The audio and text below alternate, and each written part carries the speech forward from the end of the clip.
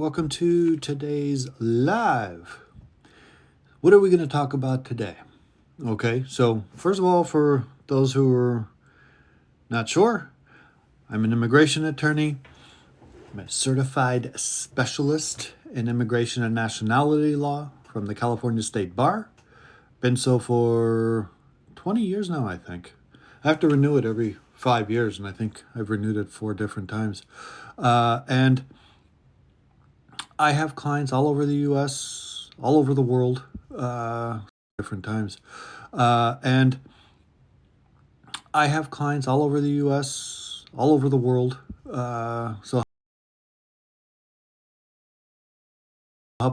So today I thought I would get into a little more on the VAWA, okay? That's the Violence Against Women Act, and that's where people can self-petition in order to get the green card based upon being abused. And normally it's with a spouse of a U.S. citizen or lawful permanent resident, but it can also be a child as well. So there's different entities that can file the VAWA. Okay, so I'm going to get into a bit about what, type of abuse qualifies and so forth. And that's what the subject of this live will be. And then after, you can go ahead and ask any questions you want on the subject, or ask any questions in immigration law that you want, and I'll be happy to answer it after. What I'll do is I'll scroll through all the people who joined and see who asked the questions.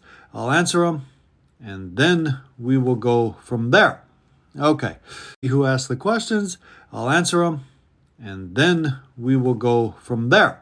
Okay, so I've done lots of intro videos and so forth on what is VAWA and when to apply, but just briefly, so you're not in the dark here. We'll just use the example if you happen to be married, okay? But keep in mind that, again, if you're a child of a U.S. citizen or lawful permanent resident, the VAWA applies to you as well, okay? But for sake of explanatory purposes, we'll just do the marriage for now. So more or less, bottom line is somebody gets married to a U.S. citizen or lawful permanent resident, and they can't get the green card because their spouse won't petition them or whatever it is, and they're abused. Okay, what can they do? And that's where VAWA comes in. That's the bottom line. Okay, so the VAWA is meant for two primary kinds of abuse, physical or mental, okay? But it could be other two primary kinds of abuse, physical or mental, okay? But it could be other types of, and it's wide open because US policy, and when the law was made, is the bottom line is they don't want someone who's in an abusive relationship to stay in an abusive relationship because they want the green card. Because they don't want someone who's in an abusive relationship to stay in an abusive relationship because they want the green card. Because they fear and they will be deported. Okay, that's what they're afraid of, and policy is to not allow that to happen. To have someone who's in an abusive relationship to be able to leave and to be able to apply on their own without any help whatsoever from the abusive spouse. Okay, so that in essence is just a very brief, really brief summary of what VAWA is, because I want to concentrate on the type of abuse on this particular video. So, of course, first what comes to mind is the physical abuse. Okay, obviously that will qualify. So then the question is, what type of physical abuse will qualify? I find it sometimes very sad that, when I give a consultation and the spouse wonders if they qualify, I go, well, he died. that, when I give a consultation, and the spouse wonders if they qualify, I go, well, he just hit me. Qualify. There's nothing in the law that says that you must be hit more than one time in order to qualify for VAWA. No, abuse is abuse, and a single hit can qualify.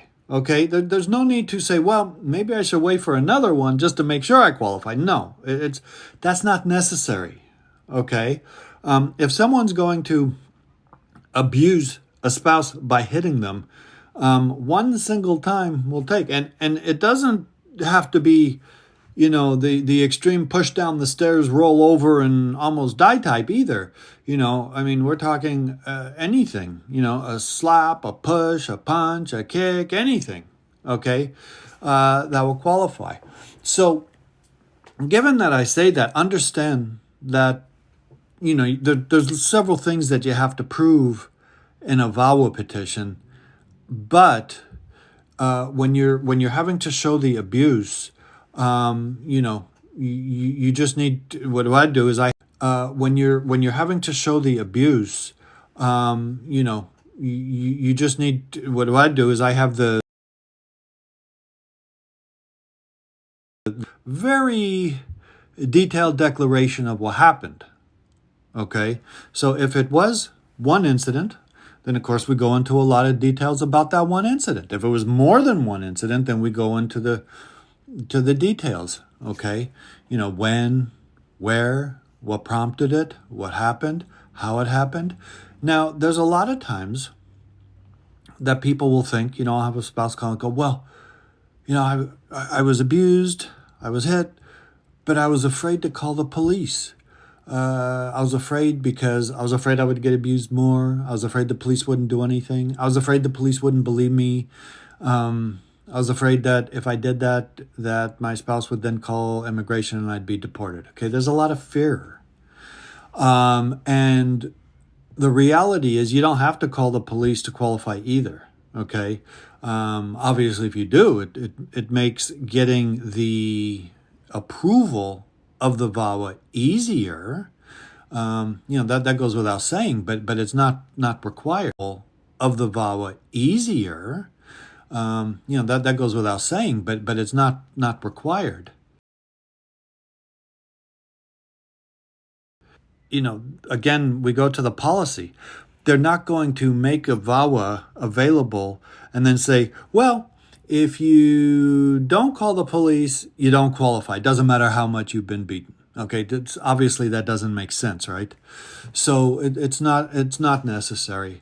So the physical abuse is a clear way that one can file for VAWA. And just to make clear, it's not just the females that can file. I mean, of the 30 years I've been doing this, and I actually think it's more than 30 years now, 95% are women, but there are 5%, in my experience, give or take, that are men that qualify for VAWA. So, and again, when I say, not calling the police, the men don't call the police because they're embarrassed.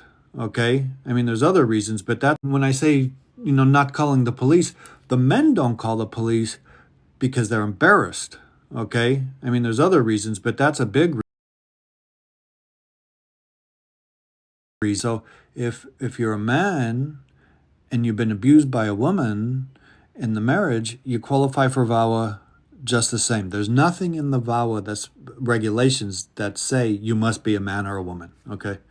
In fact, if it's a same-sex relationship with two men, obviously a man who's being abused can file for VAWA. Okay. And just as a side note, I've done this before. The initial marriage has to be bona fide to start. Okay. And by bona fide, I mean you had to get married for love in the first place. Not because you just wanted the green card. Okay. So that's that. So what other types of abuse are there? Well, of course, there's the mental abuse. okay? And you don't have to have both. You don't have to have physical and mental. You can have just emotional abuse by itself. Now, given that I said that, when I do a VAWA, I never assume that it'll be approved if I just go, okay, well, you've been mentally and physically abused, so looks like you have more physical abuse, so we'll just use that instead. No, well, you've been mentally and physically abused, so looks like you have more physical abuse, so we'll just use that instead. No, I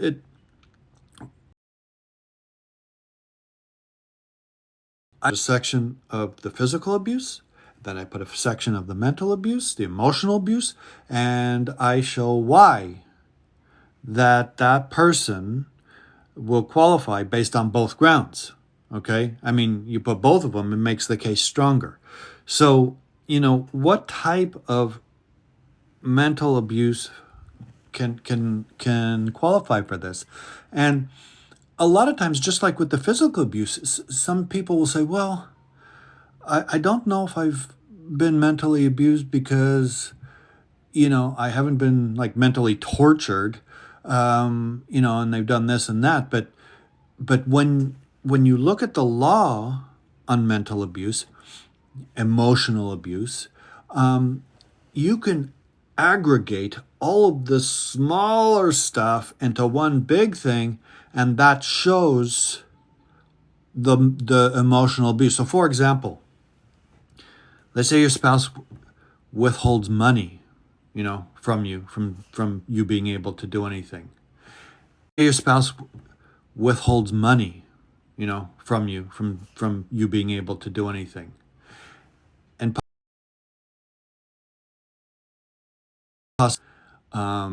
threatens you, okay? Threatens you with deportation.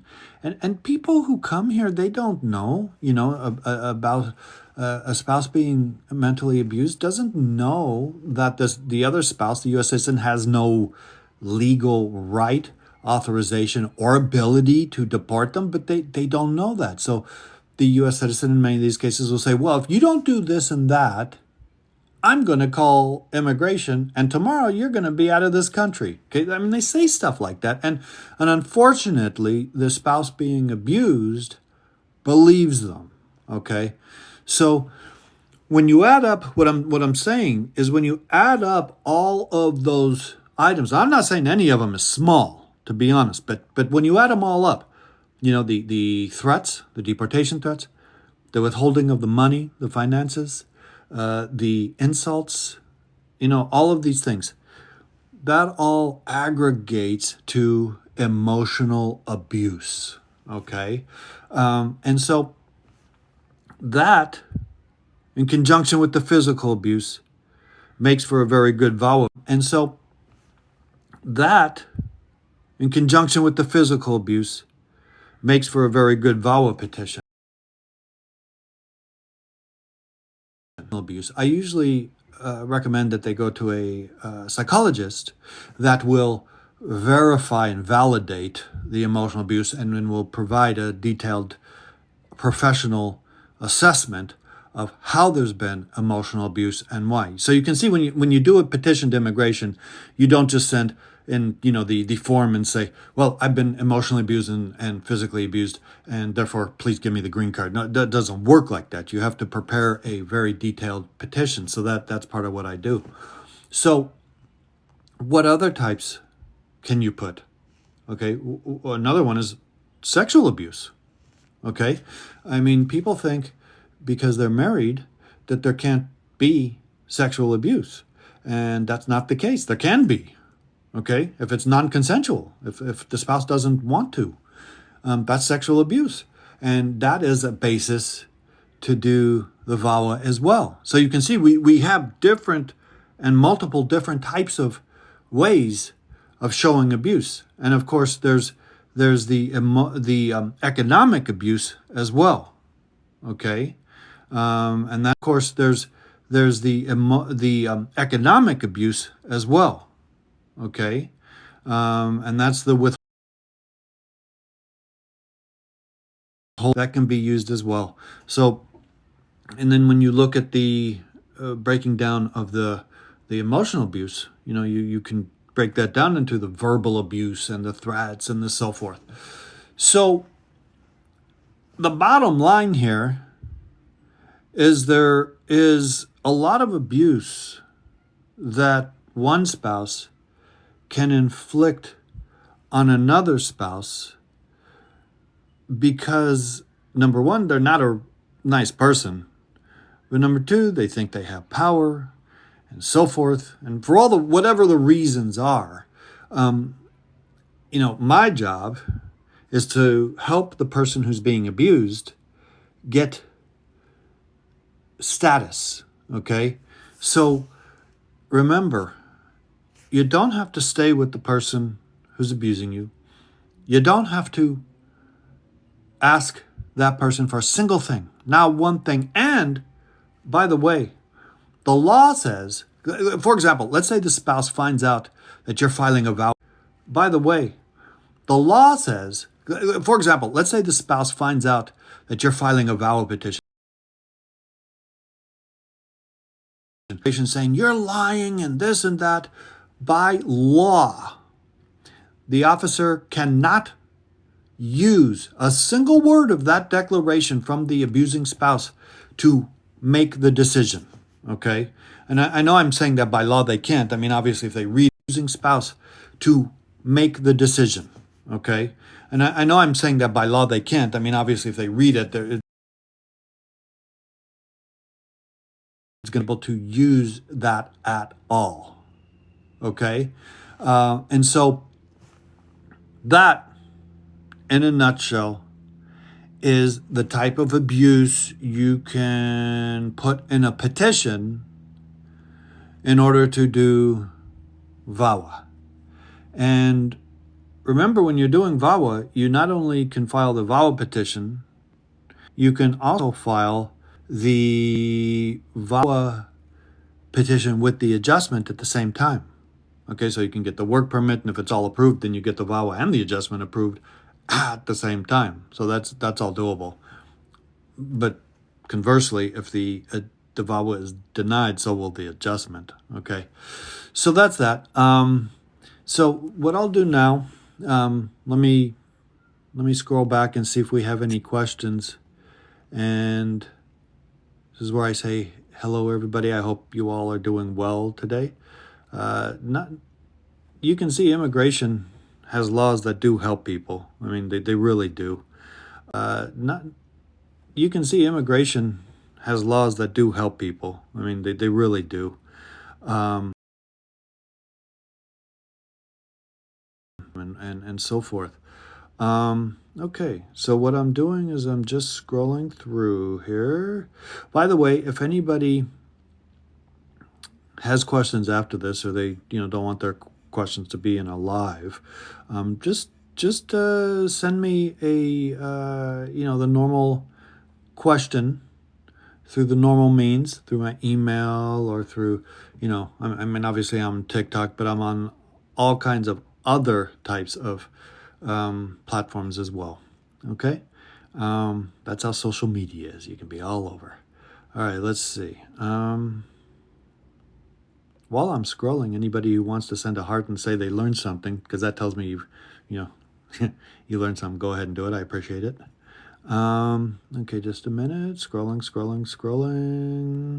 Thanks, everybody. Okay. Well, we have a lot of people that joined, but so far not many questions. Here's one. Okay, I got married this year. He won't file my petition. I am planning to file. What is better, a divorce or annulment? Okay, well, first of all, if you file an annulment, that's like saying the marriage wasn't real, okay, in the first place.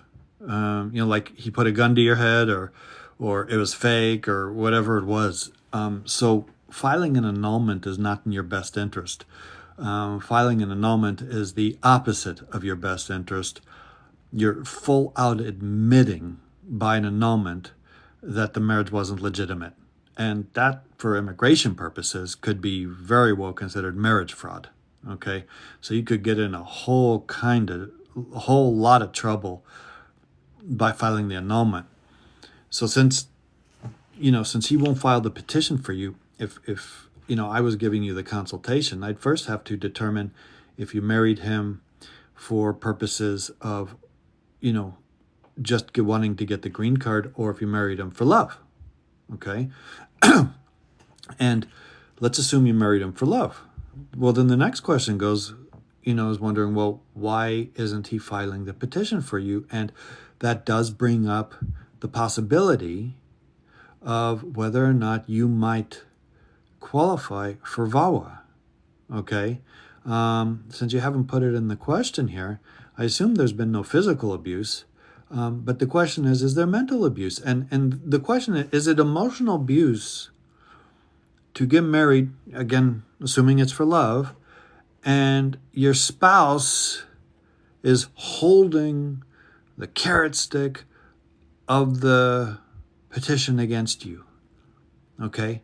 And it could very well be emotional abuse that's occurring. You do this or you do that, or I'll file it in 10 years as long as you're good to me, or whatever, whatever the reason is that he won't file it, could very well fall under emotional abuse. And therefore, again, if I was giving you the consultation, I would, one, determine the marriage was bona fide, obviously, but two, to see if there's a good case that can be made for emotional abuse in this case. Because if there is, then it's not just a matter, your question should not be, are you planning what's better, divorce or annulment? I can tell you right now, divorce is better, okay, without doubt. For immigration purposes, divorce is better.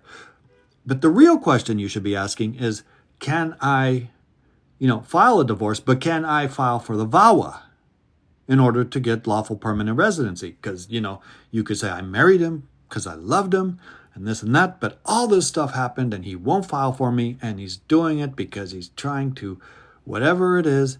So you could very well have a VAWA case. That's where you should go, okay? Go ahead and file the divorce. Again, the purpose of the VAWA is you don't have to stay with him if you're being abused either emotionally or physically, and you can still get the divorce, but you can still file for the VAWA, okay? And if you qualify for it, why not? Obviously, I can't sit here and tell you, you're guaranteed, no problem, slam dunk, piece of cake case. Nobody can say that, okay? But if you have a chance at it, and it's a choice between not having status or having something you qualify for and getting status, well, that's where you should go. That's what you should take, okay? Alrighty, let's see what else we have. Do you do free consultations before? What if you're being financially abused? How does one get help? Okay, so, the answer is yes. I do have an initial free consultation. A lot of people think when I give a free consultation, I do have an initial free consultation. A lot of people think when I give a free consultation, I can tell you, I'm being honest with you, after, again, 3 decades of doing this, I can give a consultation, and normally within less than 3 minutes, and honestly, a lot of times it's less than 3 minutes, but within less than 3 minutes, I can tell you what needs to be done, the cost, procedures, and everything, okay? Obviously, it takes a lot longer to prepare a case, okay? We need to prepare the petitions and all the other stuff, and the declarations, and the legal brief, and the supporting affidavits, and the exhibits. But my free consultation to you does not take long. Now, given that I said that, people can opt for a paid consultation, where I have like a 20-minute or 30-minute. But to be honest, the primary benefit of that is for you to understand more of my thinking and for you to have a better explanation of what needs to be done. Okay, for the free consultation, I just get right to it, tell you what needs to be done, costs, and so forth. Paid consultation, I just give you a lot more detail of the reasonings of what went through my head and why you need to do it. So when you say you're being financially abused, that goes right into what I was talking about, that by itself, do it. So when you say you're being financially abused, that goes right into what I was talking about, that by itself, VAWA, okay? People, spouses can be mean.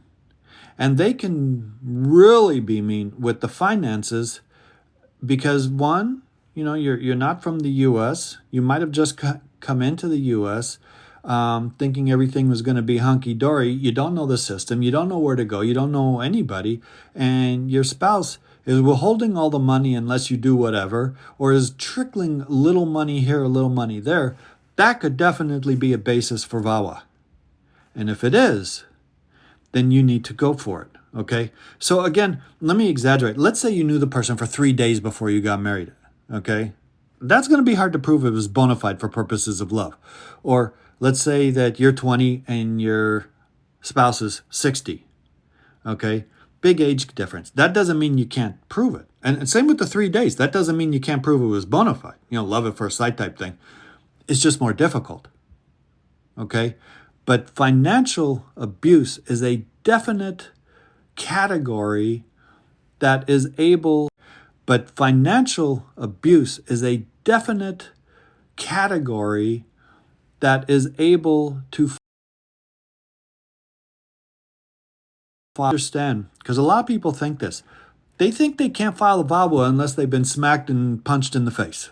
I mean, that's the reality. That's what they think. And that's not true. And again, the reason for that, the policy behind that, is that the U.S. doesn't want someone to be abused, however it is, in a marriage or as a child from the parent without some form of relief and some way of obtaining legal status. Okay? That's the bottom line. And so if you are in fact being financially abused and qualify for VAWA, give my office a call, whatever, I'll let you know what can be done. Because that by itself can be enough to file for the VAWA. Okay? All right. All right, let's scroll down, see what else we have. Okay. It's Wednesday today. It's hump day. Okay, middle of the week. So hopefully everybody had a good beginning of the week and we'll have a good end of the week. Okay. Let's see what else we have here. Just scrolling down now. How much words is a good declaration? Okay. I can tell you right off the bat, it doesn't matter how many words is a good declaration. Quantity's irrelevant. It's quality. Okay. Do you know how over the last 3 decades, I've had lots of lawyers work for me, right? And you know how you can tell what they call a green lawyer? That's someone who just knew. Straight out, passed the bar, just got the... And you know how you can tell what they call a green lawyer? That's someone who just knew. Straight out, passed the bar, just got the job. But a ton of stuff in there, and that's what makes a good case. And you can look at it, you go, look, this shouldn't be in there, that shouldn't be in there, that shouldn't be in there. You need more on this. It's the quality that matters, okay? You're asking this question probably because, I'm doing a VAWA live, and you're thinking you want to do a declaration on the abuse, and you're wondering how many words, is a good declaration. Well, if I tell you, 500, but you do 500 that are not strong, sorry, that don't get to the point, that just don't make the cut, then what's the matter how many words there are?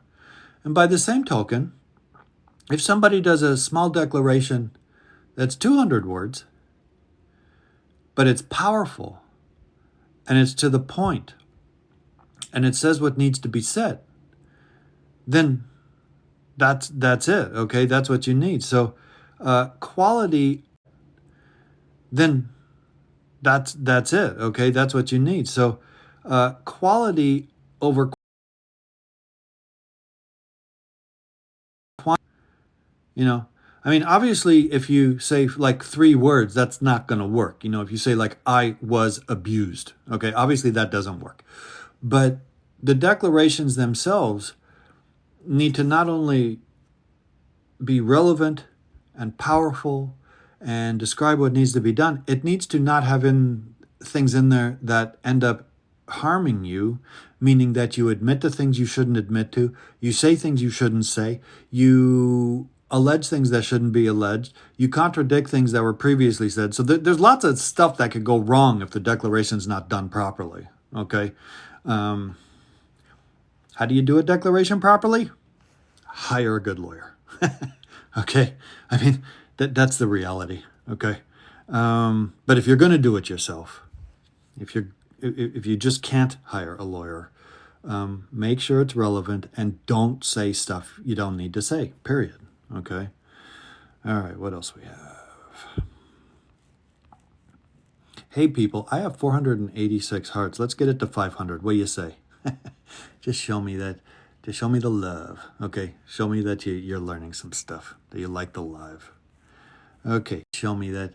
Just show me the love. Okay, show me that you're learning some stuff, that you like the live.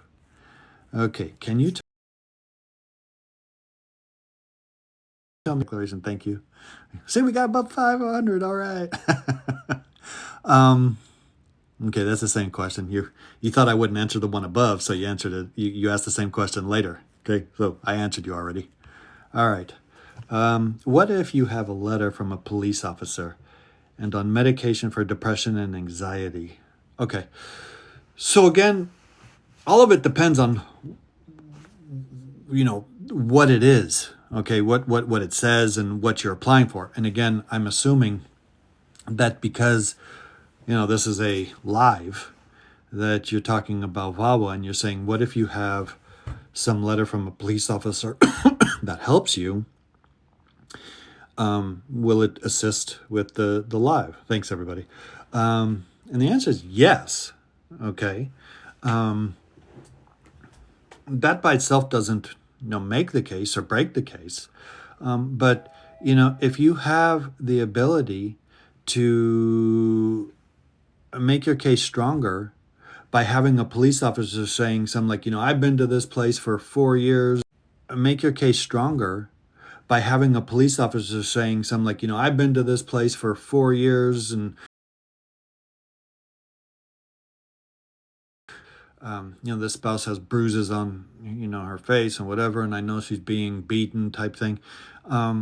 Obviously that will help. If you're on medication for depression and anxiety, that may also help, because the depression and anxiety may be caused because of the abuse. It may be caused by a bunch of other stuff as well, but it very well, if you're on that medication, number one, you've had to have seen a psychiatrist, and you may be seeing a psychologist already, and it may have something or another to do with your spouse and the abuse. Okay, so yes, all of that helps, but it has to be presented in a coherent manner that furthers the argument of VAWA. Okay, so just putting it in by itself doesn't help, but putting it in and correlating it with the law and the arguments of abuse, that does help. Okay, so if you are being physically or mentally abused and you do have medication for depression, anxiety, and a letter from a police officer, or being physically or mentally abused and you do have medication for depression, anxiety, and a letter from a police officer, if it's done, okay. Oh, because of abuse. Well, see, I needed to scroll down one more to see. So yeah, you're taking it because of abuse. So absolutely, positively, not only will it help, you should put that in. Why not? It just proves it. Okay. So if you're, thanks for the rose, everyone. If you're being abused, and because of that you're on medication, then you absolutely, positively need to include that in the petition for VAWA. Because while you may attach the declaration and everything, you have to understand immigration officers are in a position where they don't want to believe anything. So if you're saying it, but it is validated by the letter from the police officer, and validated by the fact you're taking medication for it, and validated by the fact that, you'll probably have some supporting letter from the psychiatrist and or psychologist, which says the reason you're on it is because of the abuse and all that you've suffered, it just makes your case better. Okay? I mean, that's the reality of it. The abuse and all that you've suffered, it just makes your case better. Okay? I mean, that's the reality of it. Okay? Make your case a lot stronger. Okay? All right, let's see what else. Good day, sir. Hello. Oh, wait, I just, okay. You're welcome. Okay, is there any way to, just a second, I just, yes, just so you know, with this, I mean, you can ask whatever questions you want. The question is this only for VAWA today? I mean, my spiel is on VAWA, but I do answer a lot of other questions related to immigration, whatever you happen to have. Okay. Okay, good morning, sir. I got a prima facie case since August 23rd. How long do you think for me to get a work permit? Okay, well, a couple things. I'm assuming, again, you're talking about a prima facie case for VAWA, and what that means, prima facie, means that you have submitted sufficient evidence to show that there's a reasonably decent possibility you are being abused. It's not an approval, it's not a denial, but at least you've met the burden initially of showing you've submitted sufficient evidence for them to move on, and met the burden initially of showing you've submitted sufficient evidence for them to move on and permit. Okay, and I suspect you mean work permit. You don't get the, just so you're clear here, you don't get the work permit based only on the VAWA. Okay, in order to get the work permit, you'd have to file the adjustment with the VAWA, not just the VAWA.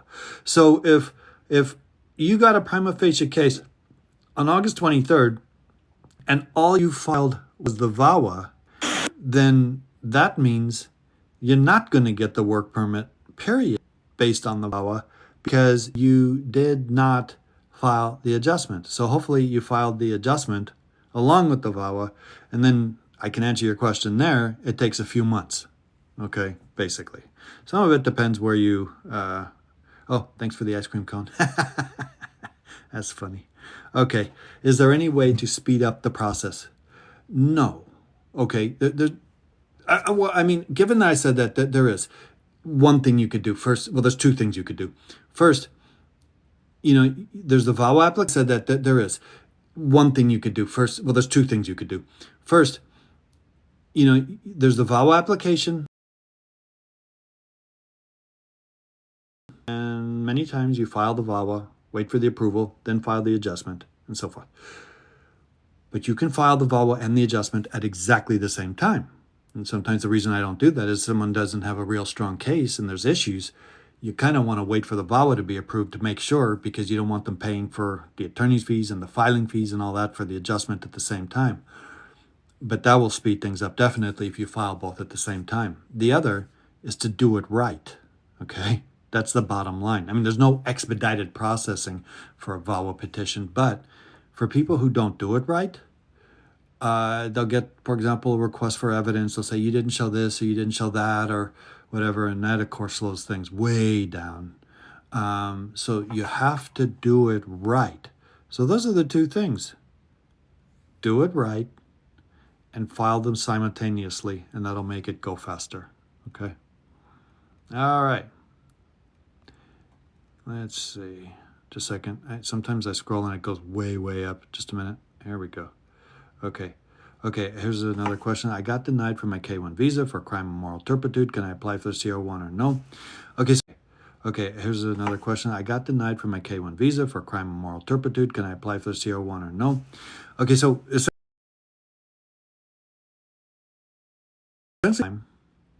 they've been deemed inadmissible and they can't get the fiancé visa because of it. Now they want to know basically if they get married, can they apply even with the same